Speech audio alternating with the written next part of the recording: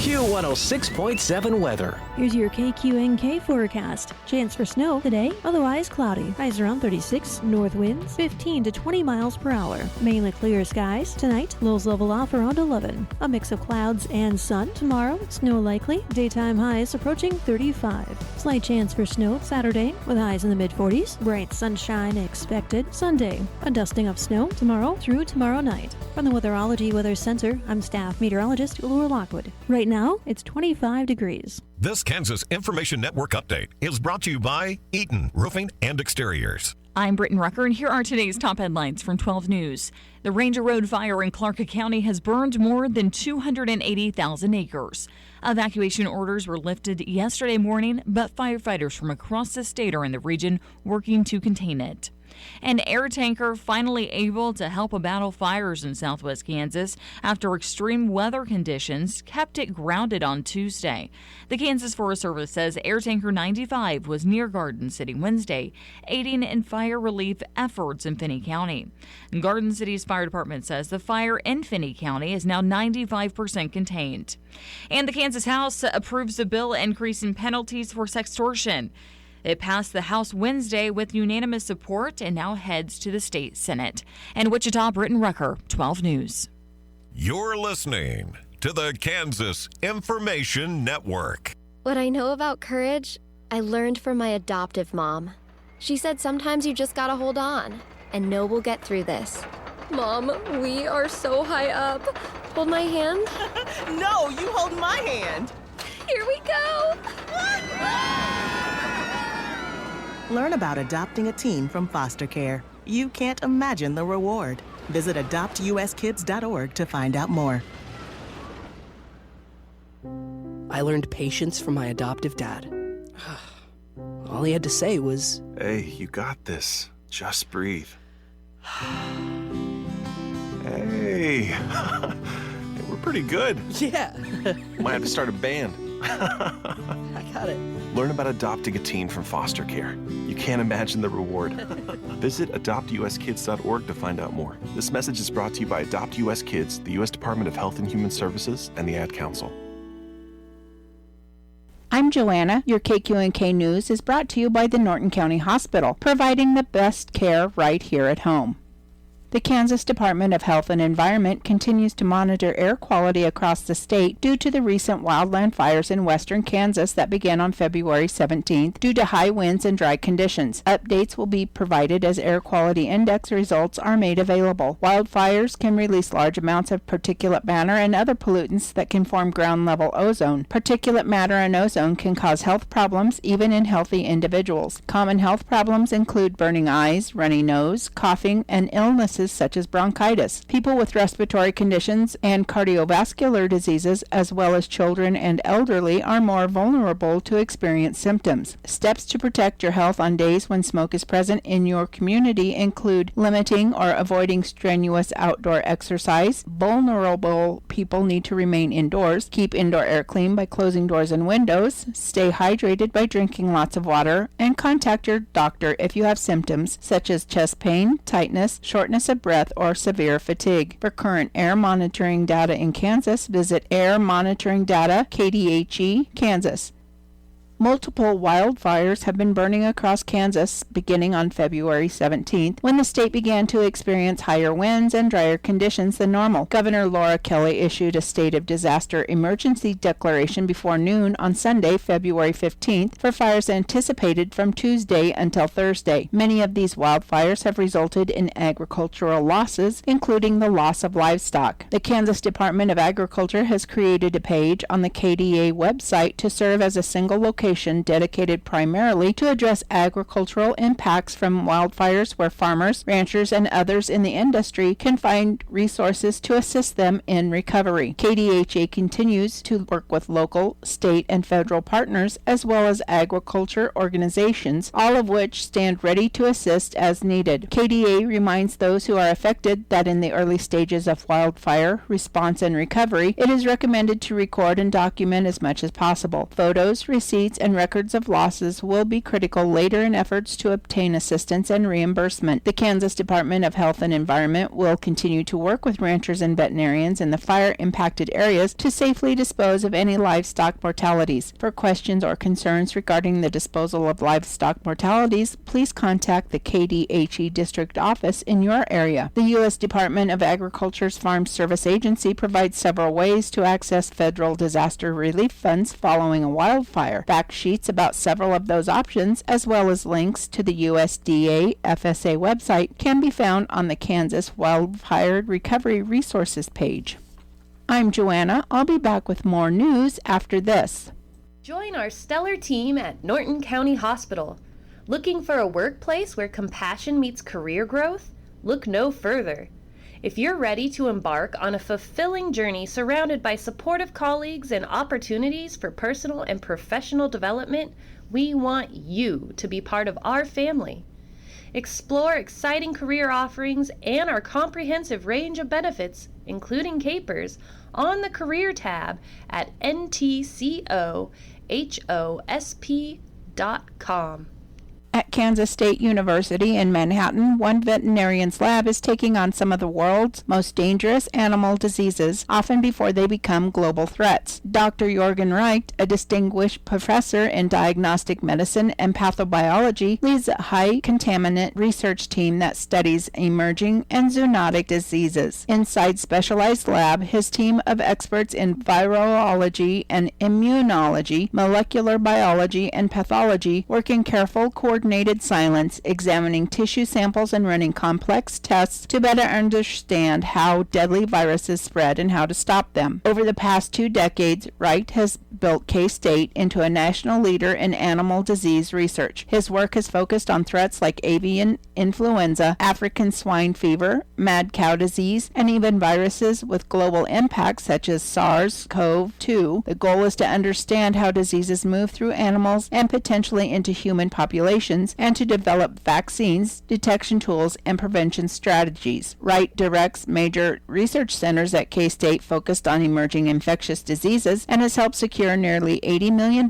in competitive research funding. His efforts have earned national recognition, including election to the National Academy of Medicine and the American Academy of Microbiology. But beyond the accolades, colleagues say his greatest impact may be the students and scientists he has mentored, many now working in research labs, government agencies, and biosecurity facilities around the world. At K-State, Reich's work continues to strengthen Kansas's role on the front lines of global animal and public health.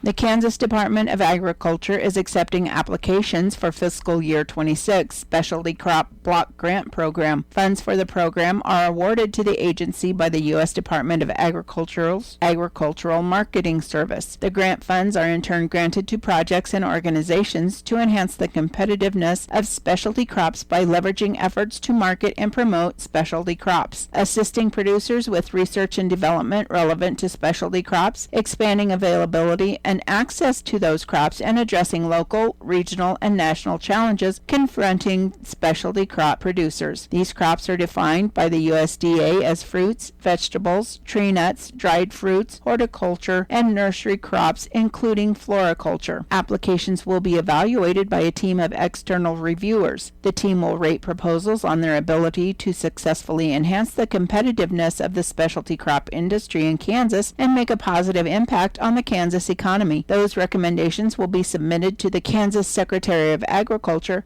who will make the final awards. Applications are due to KDA no later than 5 p.m. on April 17th. For more information, please download and carefully read the 2026 Kansas Request for Applications document from the KDA website, agriculture.kansas.gov/grants. Specialty Crop Block Grant Program funding from USDA MAS is awarded to states based on recent value and acreage of specialty crops in the state. In 2026, Kansas is expected to receive approximately $325,000. The vision of the Kansas Department of Agriculture is to provide an ideal environment for long-term sustainable agricultural prosperity and statewide economic growth. The agency will achieve this by advocating for sectors at all levels and providing industry outreach.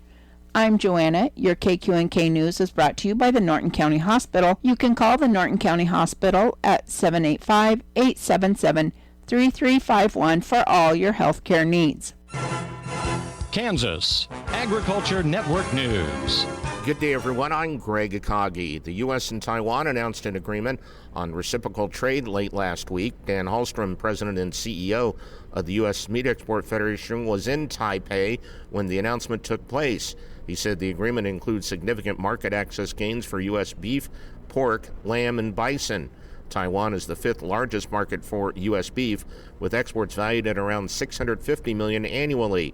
U.S. is the island nation's largest beef supplier, with the elimination of tariffs on U.S. beef stands to strengthen that market for U.S. producers. The U.S. beef market currently $650 million a year, and with reduced tariffs and increased access on certain cuts, we see the potential to grow that product mix for Taiwan, which is great news. While not nearly as big a market on the pork side, we face continued challenges on tariffs with unequal tariff levels vis-a-vis some of our major competition like Canada, for example. U.S. pork has been at a trade disadvantage against competitors in Taiwan thanks to tariff and non-tariff barriers.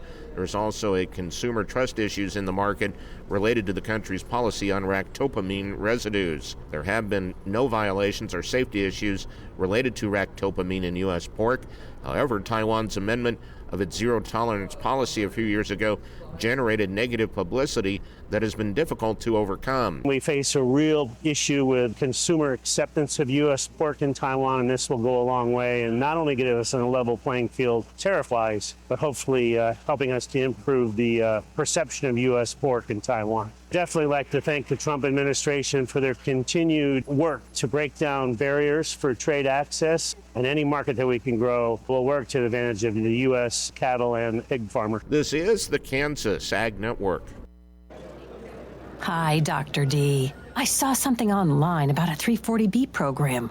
What is 340B? Oh, 340B helps community hospitals and clinics stretch resources so Kansans can get health care and necessary medications close to home at no cost to taxpayers. It's been around for more than 30 years. We should encourage lawmakers to protect it. It's a lifesaver for our community. I'm glad I asked. Thanks. This ad is paid for by the Kansas Hospital Association. Talking to your kids about the dangers of vaping can be hard. Getting them to listen to hot gossip is easy.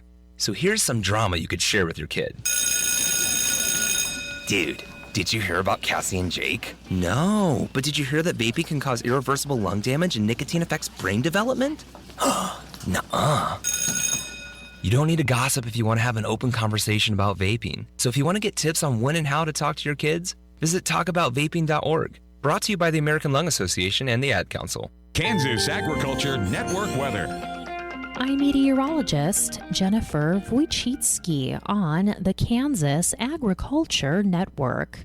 Well, it looks like a cold front is beginning to push through the region for today, and with that, quite a difference in temperatures here for the northwestern portions of the state to the southeastern portions. It looks like lingering right around about the mid-30s in the northwest, warming the farther southeast you go, getting into the upper 60s in the southeastern parts of Kansas.